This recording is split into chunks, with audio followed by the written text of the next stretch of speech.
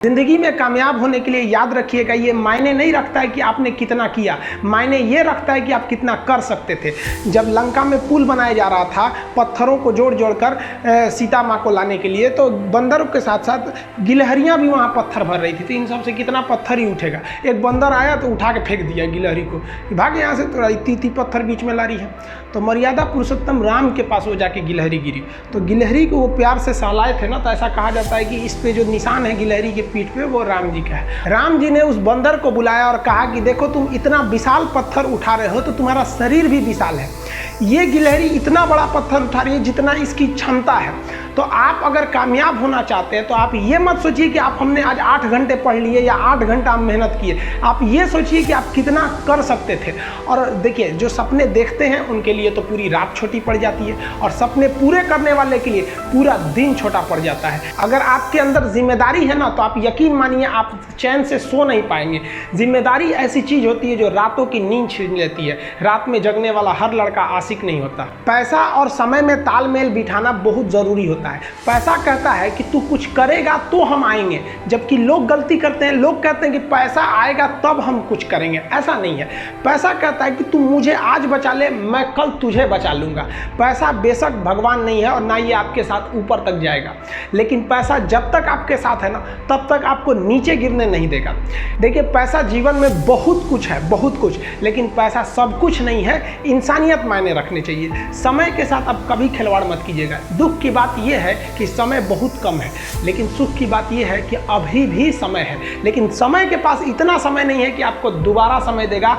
वक्त नहीं लगाइए आपको यह निर्धारित करने में कि क्या करना है, वरना वक्त निर्धारित कर देगा आपका क्या करना है। हम सब की सबसे पहली जो शिक्षक होती है वो माँ होती है, इसलिए माँ का शिक्षित रहना बहुत ज़रूरी है। अगर कोई शिक्षित माँ है तो वो कभी भी अपने बच्चे को शिक्षा से दूर नहीं करेगी। मेरा ये हरगिज़ कहना नहीं है कि जिसकी माँ अशिक्षित है उसका बेटा पढ़ा लिखा नहीं होगा। मेरी माँ आज भी अनपढ़ है, आज भी उससे 1 रोटी मांगते हैं ना तो वो 2 रोटी दे देती है। दुनिया की सबसे अच्छा अलार्म जो होता है वो माँ होती है। आप कहिएगा सुबह 7 बजे उठाने के लिए, वो आपको 6 बजे ही उठा देगी और कहेगी बेटा 8 बज गया। आपको इस दुनिया में आपको सबसे बेहतरीन ढंग से जानती है कोई तो आपकी माँ। वो और दुनिया से आपको 9 महीने पहले से जान रही होती है। कहा जाता है कि मेरे नसीब में एक भी गम ना होता अगर मेरी तकदीर लिखने का हक मेरी माँ को मिला होता है। माँ बचपन से पाल के बड़ी होती है। आइए यही ना है छोटका, बड़ा होके क्या बोलेगा, माई वाइफ माई लाइफ। गजब बबुआ गजब, इतना उम्र पे छोड़ दी रहती माई ना तो कुत्ता नोच के खा गया रहता। बड़ा होके कहेगा माई वाइफ माई लाइफ। कभी भी माँ बाप से आप ऊंचे आवाज़ में बात नहीं कीजिएगा, वरना आपको शिक्षित कहलाने का कोई अधिकार नहीं है। और बाप जो होता है ना, बड़ा खुददार इंसान होता है, कभी बोल नहीं पाता है। माँ तो बोल भी देती है ना, बाप बोल नहीं पाता है।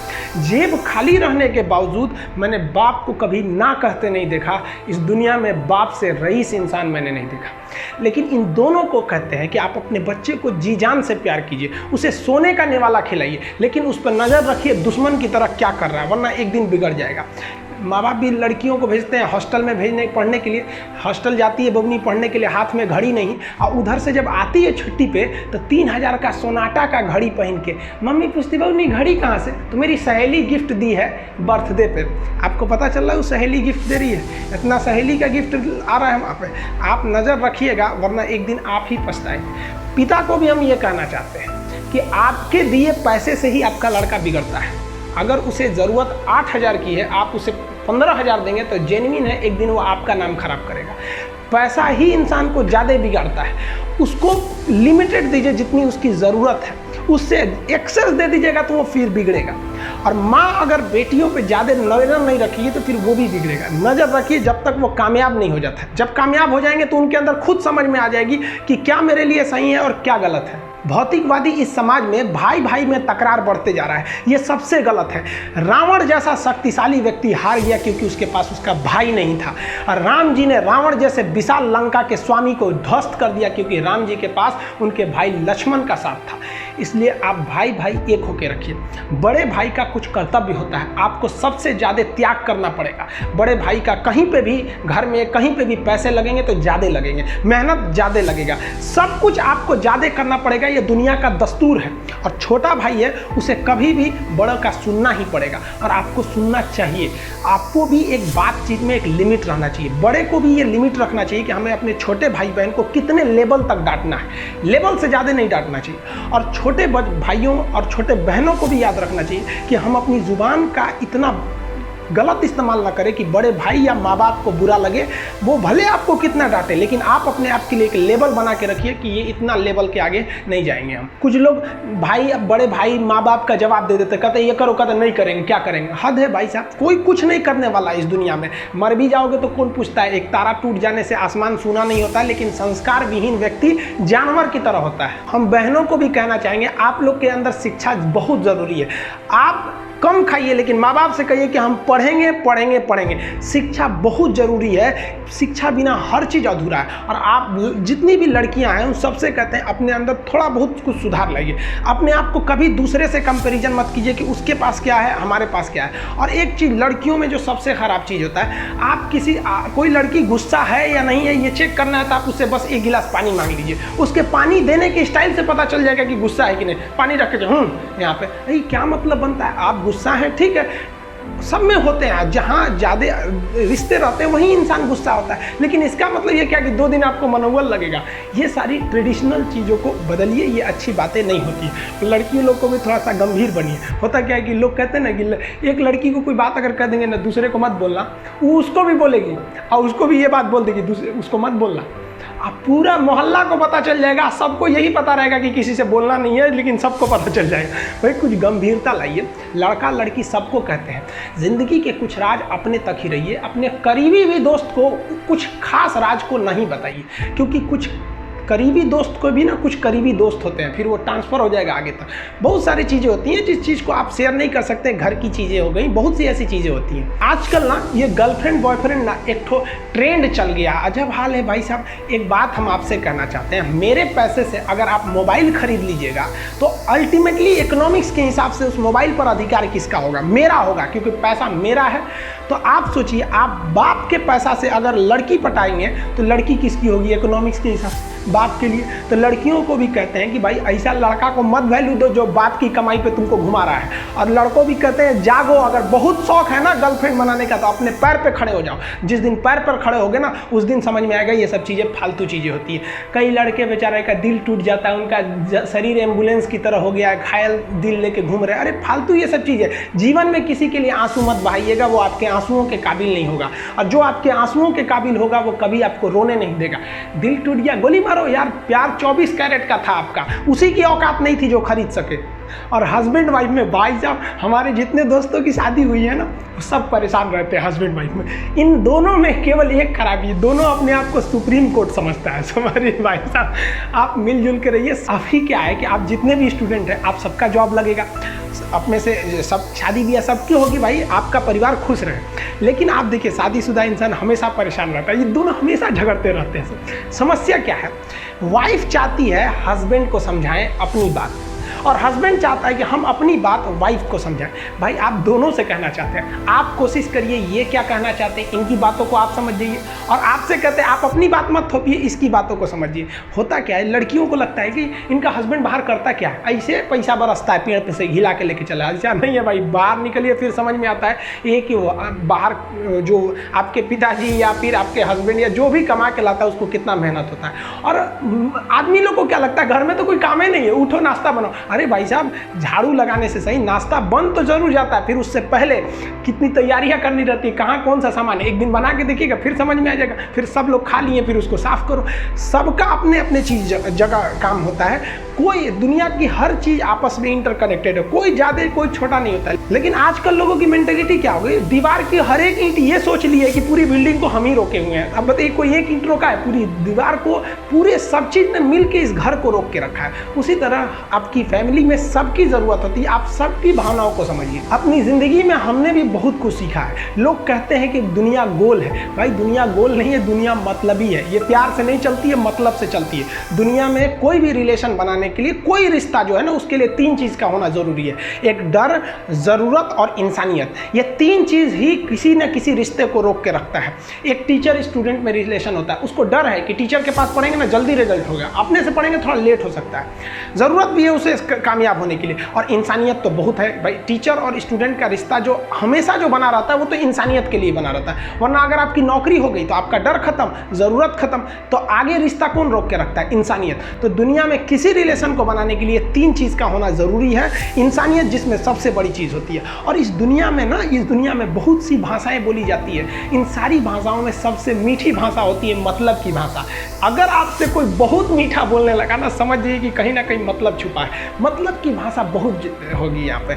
लेकिन ये ज़ुबान जो है ना आजकल बहुत खतरनाक हो गया है। कभी कभी देखते होंगे कुछ लोग आपके गलत बात का भी जवाब नहीं दे पाते हैं। तो जवाब देने भाई साहब सबको आता है। बीच में माँ बाप का संस्कार चला आता है, और संस्कार बहुत चीज़ होती है। संस्कार यदि आपके अंदर है तो सब कुछ हारने के बाद भी आप जीत सकते हैं। और अगर संस्कार की जगह अहंकार आ गया ना, तो जीता हुआ भी चीज़ों को हार सकते हैं।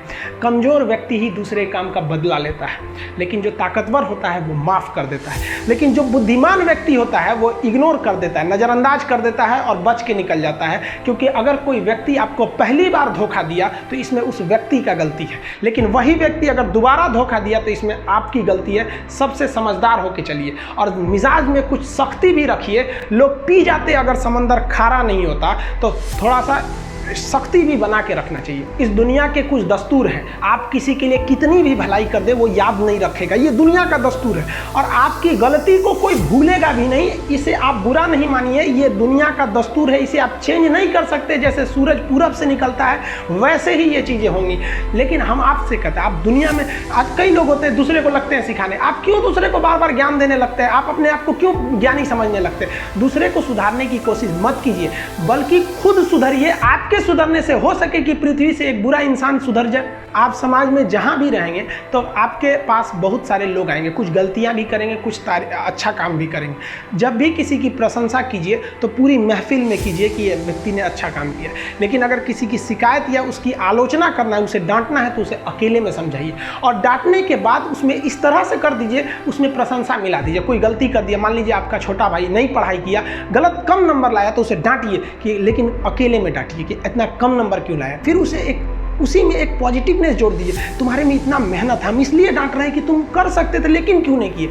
मतलब आप केवल इसे निगेटिव मत बोलते रहिए। और किसी भी रिश्ते को अगर बिगाड़ना है ना, चाहे कितना भी गहरा रिश्ता क्यों ना हो, उसकी कमियों को डेली कोंचते रहिए। तुम ये किया, तुम ये किया, तुम ये किया। यार दुनिया का कोई रिश्ता चौपट हो जाएगा। गलतियाँ सबसे हो जाती हैं, लेकिन दोबारा गलती नहीं होना चाहिए। जब भी किसी की आलोचना करिए तो उसमें एक छोटी सी प्रशंसा जोड़कर ही उस आलोचना को खत्म कीजिए। कि शुरुआत तो डांटने से किए थे, बाद में उसका हौसला बढ़ा के हंसी मजाक में उसे निकाल दीजिए, बीच बीच में उसे फिर एहसास दिलाइए, लेकिन बार बार कमियों को नहीं गिनाना चाहिए। महाभारत देखिएगा, महाभारत में जो कृष्ण भगवान थे वो कौरवों के बीच गए संदेशा लेके, आखिरी संदेशा। वहाँ पे भी उनकी भाषा देखिएगा। आप महाभारत अगर सीरीज देखिए तो भाषा देखिएगा। दुश्मन से भी इस तरह से बात कर रहे थे जैसे लगता था गुरु जी से बात कर रहे हैं। ये भाषा की मर्यादा। लेकिन आज ये वही श्याम की धरती है, ये वही पुरुषोत्तम राम की धरती है, जहाँ लोग तहजीब भूल गए कि बात करना कैसा चाहिए। ये वही पुरुषोत्तम राम थे जिनके अपने भाई लक्ष्मण जी को जब शिक्षा लेनी थी ना, तो रावण के पैताने बैठे थे कि ये शिक्षा लेना है तो उसके पास झुकना पड़ेगा यहाँ पर। लेकिन आज हम लोग भूल गए हैं कि हमें बात में तो इतना आजकल वो तहजीब ही नहीं रह गया है। इतना रफ बोल दो कि दुश्मन,